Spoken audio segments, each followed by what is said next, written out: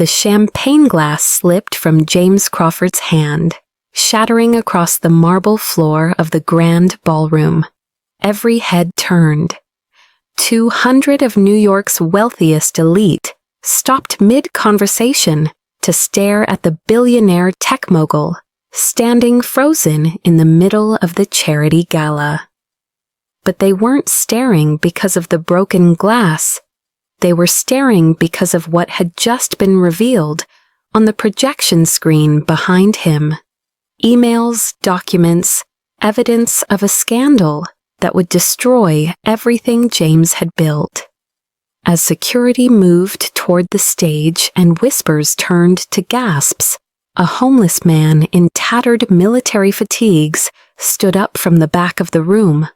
What he did next would leave everyone in that ballroom in tears and change James Crawford's life forever. 6 months earlier, James Crawford had everything. At 42, he was the founder and CEO of Tech Vision Industries, a software company worth $12 billion. His face graced magazine covers, his opinions moved markets, his donations funded hospitals, museums, and universities. James Crawford was, by every measure, a success. But success had come at a cost that James rarely thought about anymore. He'd built his empire through ruthless efficiency. He bought struggling companies, gutted their workforces, and sold the assets for profit. He outmaneuvered competitors through aggressive litigation. He maximized shareholder value above everything else, above employee welfare, above community impact, above human cost. "It's just business," he'd say whenever someone questioned his methods. "The market rewards efficiency."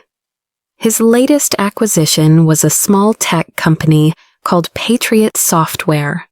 It was founded by military veterans who hired other veterans, people who struggled to find work after returning from war.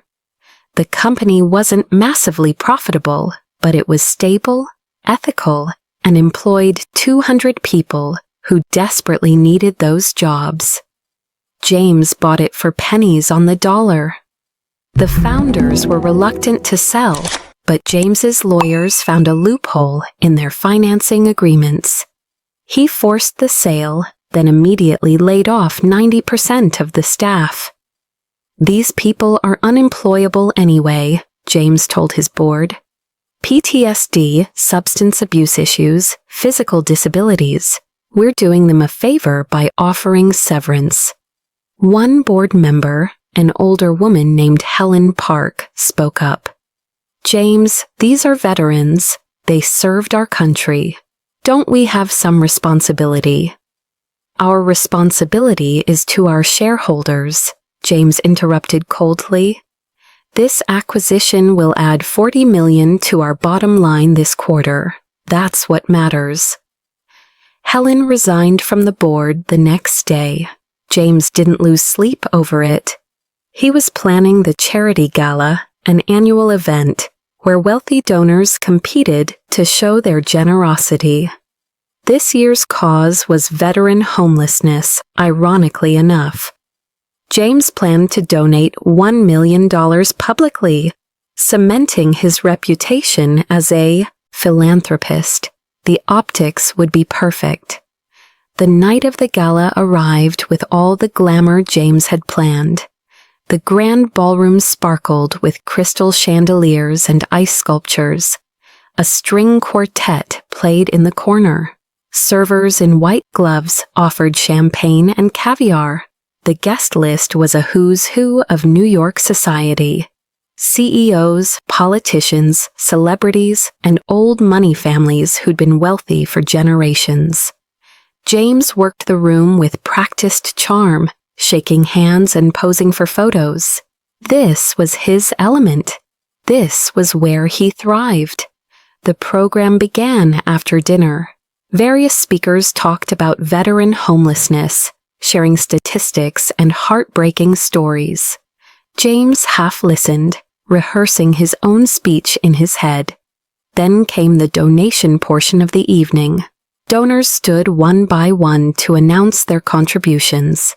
10,000 here, 50,000 there.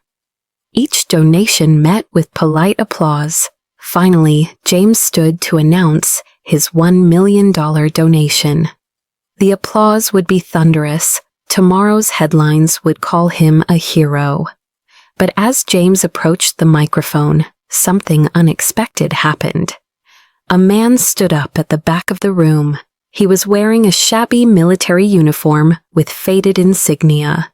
His hair was long and unkempt. His face was weathered and scarred. He was clearly homeless. Security must have missed him somehow.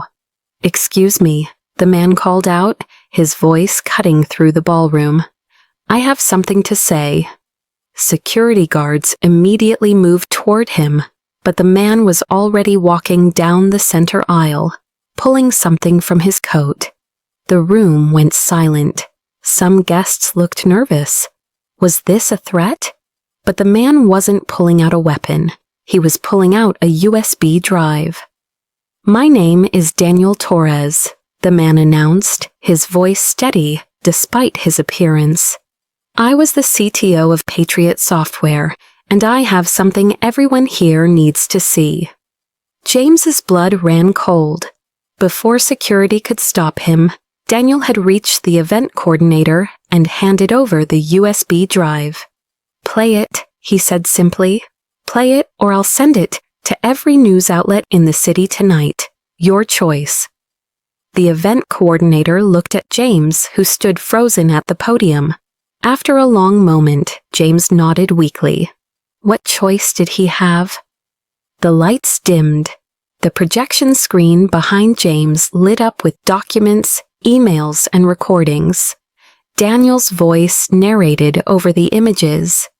6 months ago, James Crawford purchased Patriot Software, a company my battle brothers and I built to give veterans a second chance.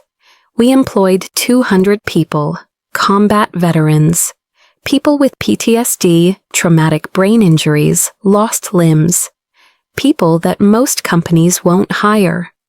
Images appeared showing happy employees, veterans working together, team photos. Mr. Crawford bought our company through predatory legal tactics. Then he fired 180 of those employees.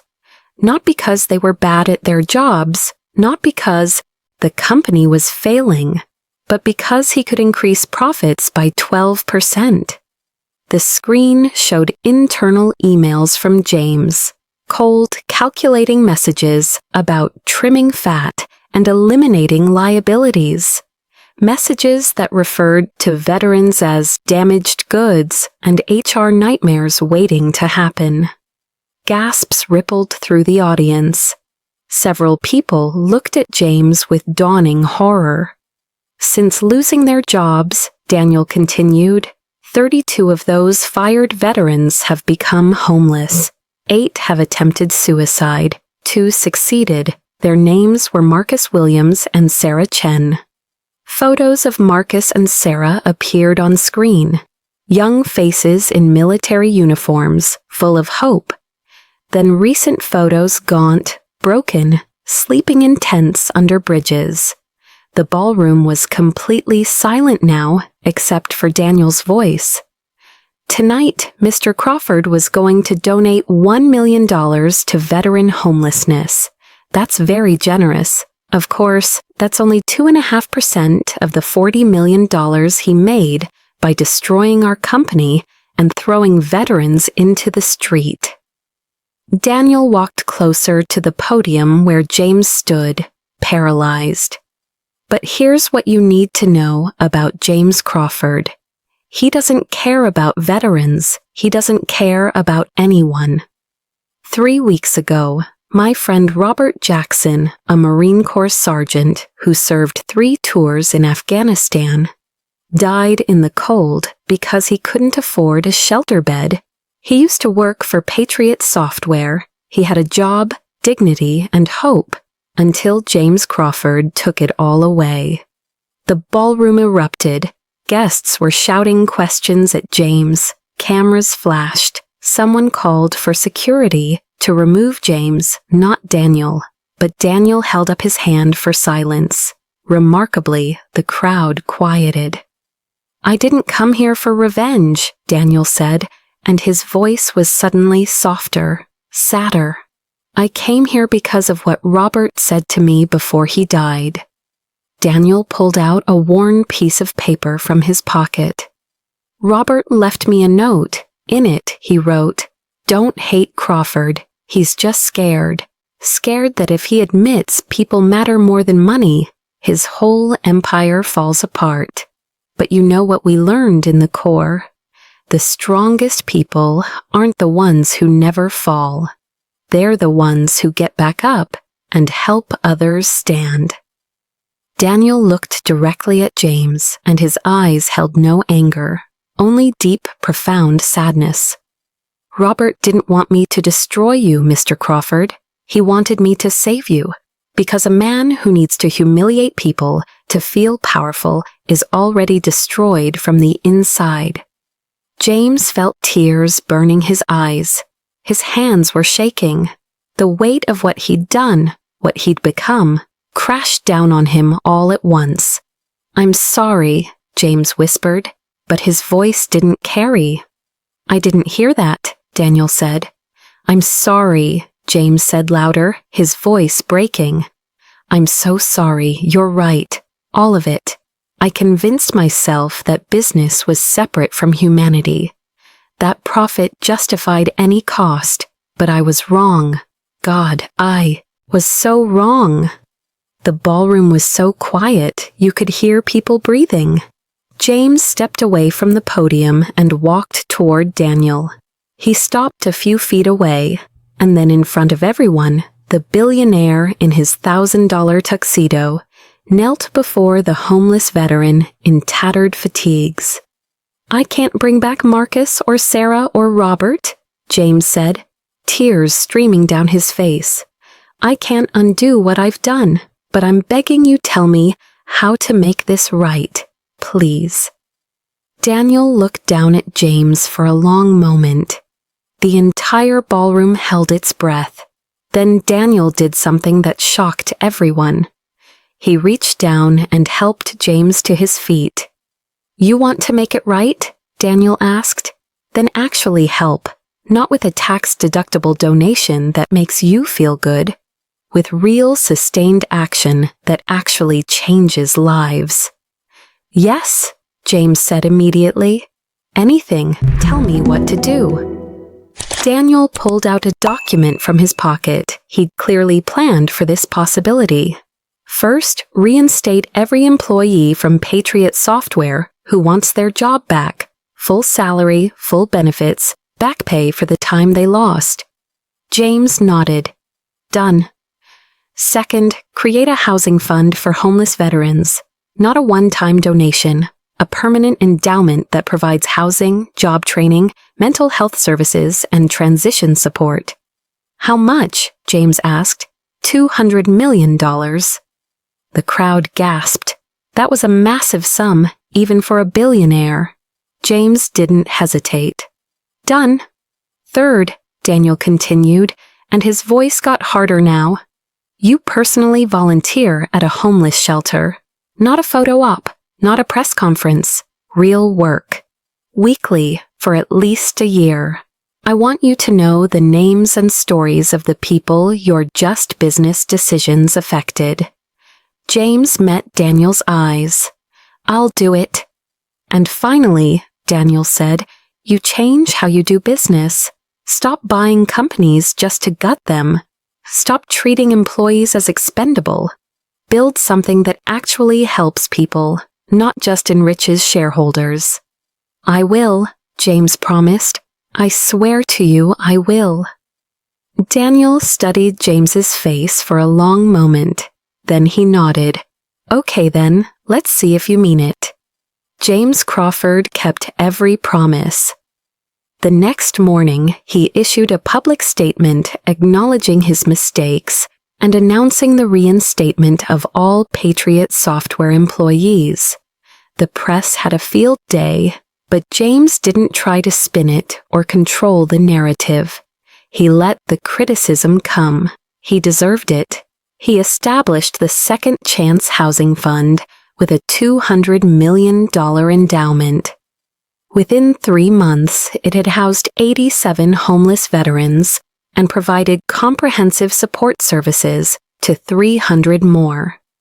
And every Saturday morning at 6 a.m., James showed up at Harbor Street Shelter to volunteer. He served breakfast, cleaned bathrooms, and most importantly, listened to stories. He met Tom, a Vietnam veteran with PTSD, who'd been on the streets for 20 years. He met Angela, a single mother and Army medic who'd become homeless. After medical bills from a service-related injury bankrupted her, he met dozens of people whose faces would haunt and inspire him for the rest of his life. Daniel came to the shelter sometimes too. He'd gotten housing through the fund James created and was working to rebuild his life. He and James formed an unlikely friendship, bonded by their shared commitment to making something good come from something terrible. "Why did you do it?" James asked Daniel one morning after their volunteer shift. "Why did you give me a chance to make things right, instead of just destroying me?" Daniel smiled sadly. "Because Robert was right. Destroying you wouldn't have helped anyone, but transforming you, that could help thousands." 6 months after the gala, James made a bigger change. He restructured Tech Vision Industries completely. He appointed a new board focused on ethical business practices. He implemented policies protecting employee welfare.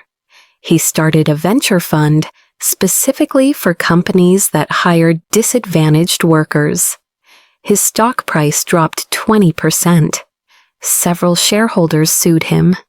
Business magazines questioned his sanity. James didn't care. For the first time in his life, he was building something that mattered more than money.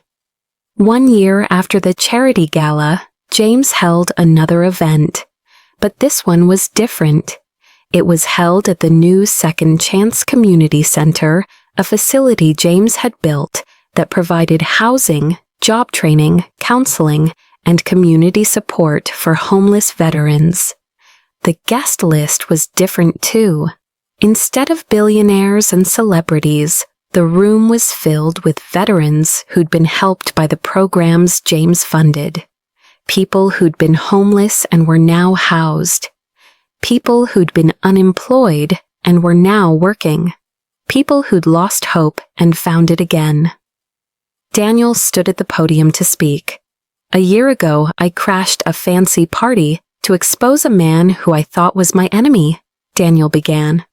"I was angry, I was hurt, and honestly, I wanted revenge.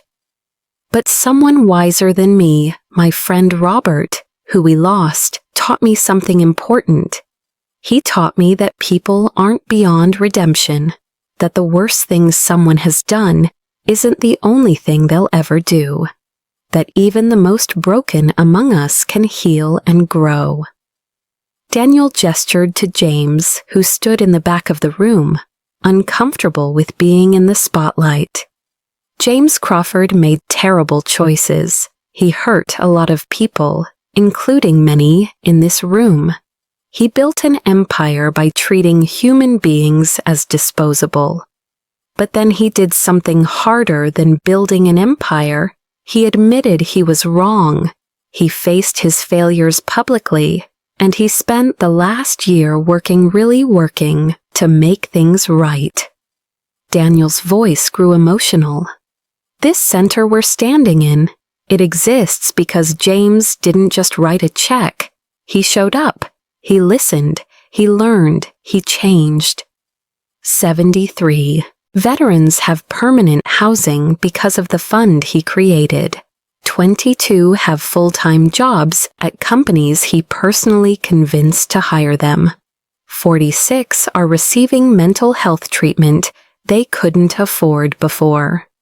That doesn't erase the harm he caused.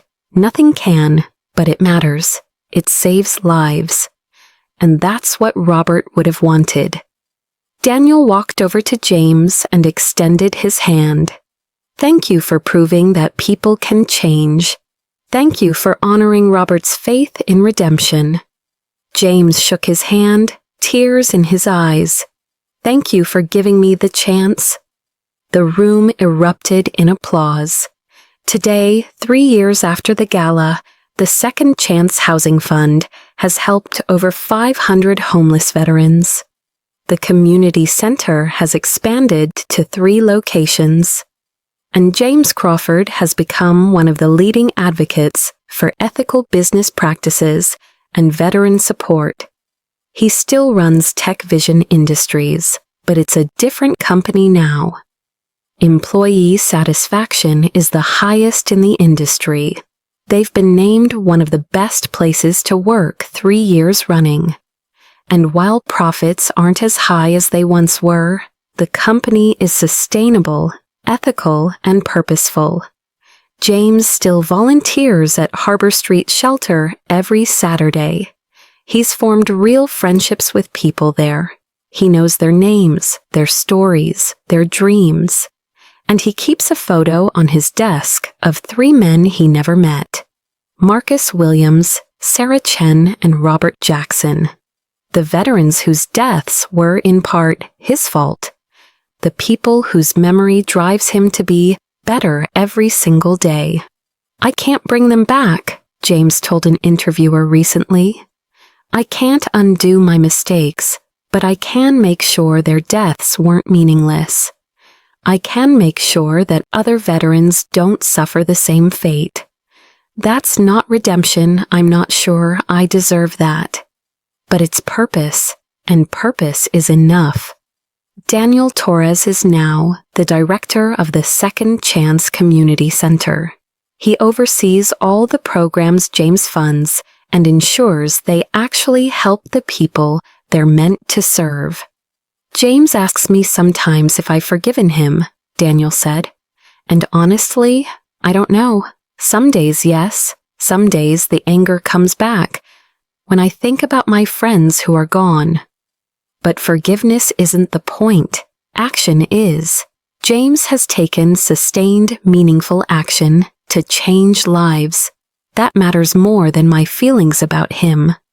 The 2 men aren't exactly friends, but they're partners in something bigger than friendship. They're partners in the hard work of turning tragedy into transformation, of turning guilt into purpose, of turning shame into service. James Crawford's story isn't a fairy tale where everything ends perfectly. He still carries the weight of his mistakes. The families of Marcus, Sarah, and Robert will never fully recover from their losses. Some of the veterans he fired still struggle, despite the help he's provided. But his story teaches us something crucial. It's never too late to change. It's never too late to admit you were wrong. It's never too late to dedicate yourself to making things right. Daniel Torres could have destroyed James completely. He had the evidence. He had the moral high ground. He had every right to seek revenge. Instead, he offered something more powerful, the chance at redemption. Not easy redemption, not cheap forgiveness, but the hard, humbling, transformative work of actually making amends. And James took that chance, not because it was easy or comfortable, but because a homeless veteran in tattered fatigues showed him more grace than he deserved. Sometimes the people we've hurt the most become our greatest teachers. Sometimes our worst moments become the catalyst for our greatest growth. And sometimes an act of mercy from an unexpected source changes not just one life, but hundreds. Have you ever been given a second chance you didn't deserve? Have you ever shown mercy to someone who hurt you? Share your story in the comments, and if this story moved you, Please like and subscribe for more stories about the transformative power of compassion, accountability, and redemption. Remember, we're all capable of terrible things, but we're also all capable of change. The question is whether we'll have the courage to face our failures and do the hard work of becoming better. James Crawford found that courage. With Daniel Torres's help, he transformed from a man who destroyed lives into a man who rebuilds them. And it all started because a homeless veteran chose mercy over revenge, and a billionaire chose humility over pride. That's the power of kindness, even in the darkest moments, especially in the darkest moments.